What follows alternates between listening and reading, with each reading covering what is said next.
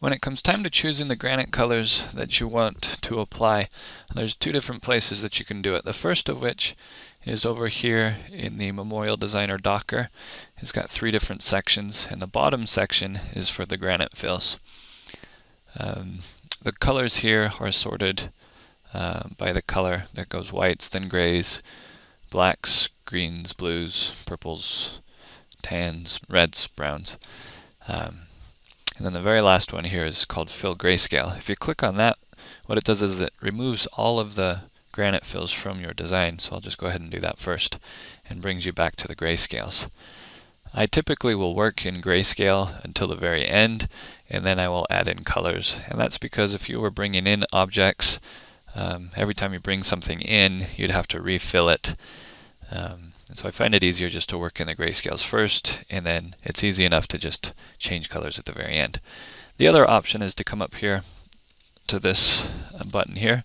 This brings in my old Granite Fills dialog box. So these are the original 20 colors, and they still work, but they've also been replaced by newer ones that are higher definition, and these old ones as well are in the Docker, and so there's really no need to come to this except for settings. The settings dialog first lets you say where they're actually located, in case you wanted to move those files somewhere else. The other thing is that you can change the size of the tile. 12 inches is the standard for the new higher resolution fills. 8-inch was the standard for the previous ones, but 12 inches for the most recent.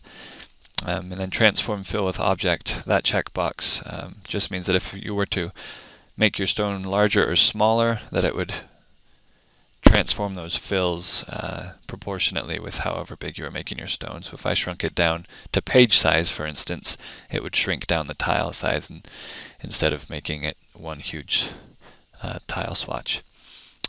These settings have not been moved over to the Docker yet, and so that's why this still exists, so that I can have my settings there. But either place, so whether you choose it from here and choose a color, or if you come over here to the Docker, either place will let you apply the granite fills. One main reason for the Docker is that it's over on the side and away from the rest of the design, whereas if we were to pull this dialog back up, it comes in over the top of your design. You can push it over to the side, but sometimes there's not a lot of room. So I find that it's nicer to have the Docker over here. Always handy, and if you wanted to, you can just push on these two arrows, and that would even dock it to the side. That way you've got even more space to work with.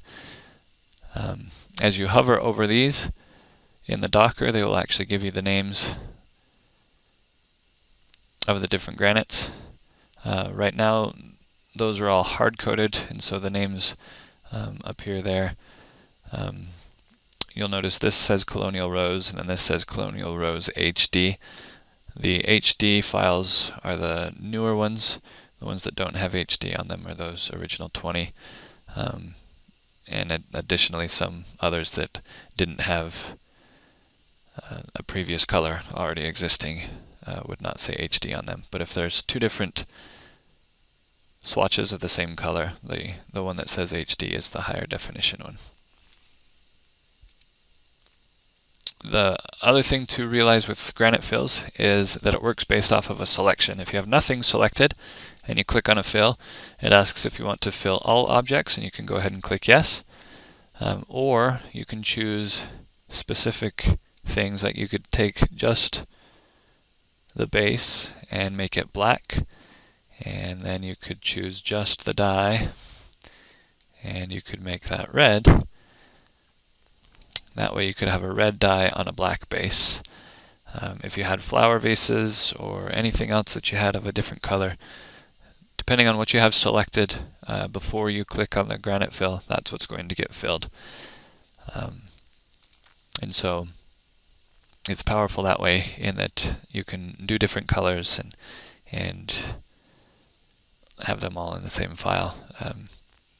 But then if you wanted to change the whole thing at once, it's as simple as clicking on the fill and then clicking yes.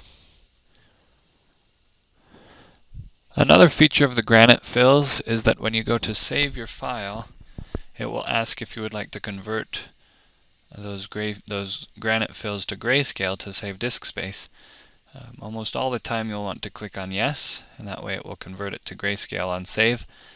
The good thing about that, however, is that if we go and reopen the file after we've closed it, when we go and reopen the file, it will prompt us to bring those Granite Fills back in for us.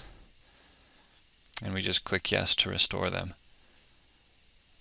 However, this way, when saving the files, instead of them being